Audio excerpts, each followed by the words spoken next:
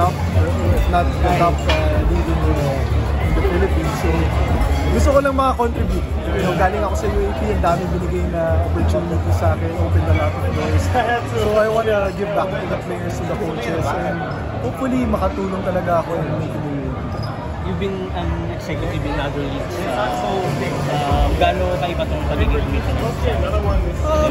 Iba, but at the same time, being the founder of Asia Basket, I think it's helped me also to get to know the schools better kasi sila rin yung sumasali sa tournaments namin. My stint as a player, kilala ko yung mga coaches, yung mga teams. But yeah, with Asia Basket, I was able to communicate and talk to a lot of the administrators, the DMD. So, medyo nakuha ko kung ano yung gusto nila makita sa UAP. And fortunate to say, I think aligned naman ng goals and vision. So yun, hopefully we can work together for a good season, for season 8. Any major changes in basketball officiating rules? Lahat yung tinatanong sa akin to pero wala talaga. Gusto lang natin i-implement at i-instill yung FIBA standards para sanay yung mga players natin, hindi na sila magugulat pag paglabas ng UAP. Kasi iba talaga yung laro sa FIBA eh. Mas mabilis, mas intense. Yung interpretations ng mga ibang rules, iba kung paano tayo nasanay dito sa Pilipinas. So we're heavily studying how the FIBA game is called, how it's being implemented, and I'm confident because of our pool of referees na halos lahat ng FIBA refs natin na slots sa Pilipinas, dito sa UAP. So yun ang talagang gusto natin ma-implement. Dahil ngayon ba medyo nagugulat ka pa na syempre yung pagbalik mo sa UAP, usually as either assistant coach or coach, pero biglang jump mo agad sa actually nag-interview ako 3 years ago. Pero sinubukan ko lang talaga, gusto ko malaman yung proseso, paano sila mamili. You know, I was really interested. But I didn't expect na darating sa point na mangyayari talaga. In fact, kala ko after my first interview, hindi na mangyayari talaga. Pero yun, kahit kanina medyo kinabahan pa ako dun sa una kong official address sa UAAP. But yeah, sobrang excited ako na makatulong talaga sa UAAP dahil dito ako nang galing talaga eh. Most of my sporting career, hindi lang basketball, pati track and field, nag-UAAP rin ako, I won medals there also. So sobrang thank you, and ngayon ako na yung isa sa mga part ng builders ng UAAP. Gusto ko sana mapalawak pa yung opportunity sa mga builders ng UAAP.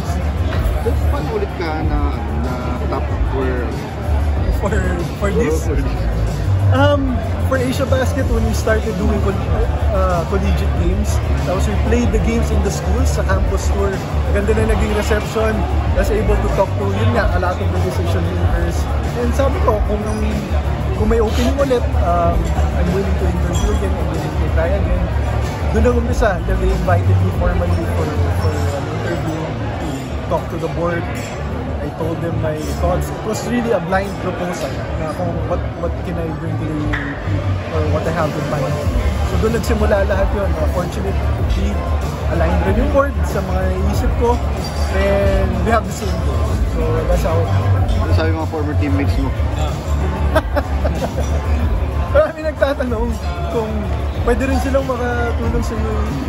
Yeah, and so magulat rin sila na nakapunta na ako dito because the usual route of a player, lalo na yung kakatapos ng maglaro, either mag-coach, mag-team manager or anything.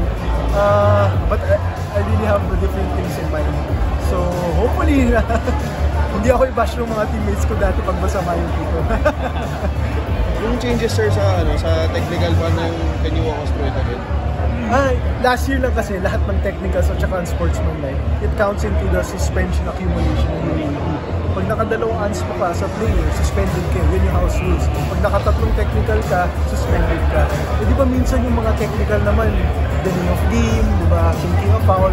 So ayaw natin na yung suspension na yun na mag-dictate sa resulta ng season or dun sa game, di ba? So ngayon, we're evaluating all of the technicals and unsportsmanlike fouls. If we feel like it's not a basketball player or it's harmful to your fellow athlete, doon namin explicitly isusulat at maglalabas ng formal memo na counted siya sa accumulation. Otherwise, hindi siya counted sa accumulation. Pinasimple lang namin. Kasi dati lahat ng technical meron. May memo. So ngayon, balik na rin natin. Mas maganda. Hindi siya counted sa accumulation, not unless na yung merong formal. There were reports daw na magkakaroon ng dalawang FSA sa UAE. Again, this is out of my jurisdiction.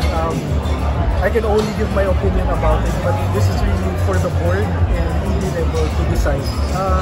Ang maganda sa UAP, 8 silang nagde-decide. So hindi lang yung gusto ng isang tao mangyayari na agad. Nako-consider talaga yung points and opinions ng bawat member ng school. But you know, the board will always decide for the growth and betterment of the UAP. If they think that it will be good for the UAP, it will raise level of competition, then I think it will happen.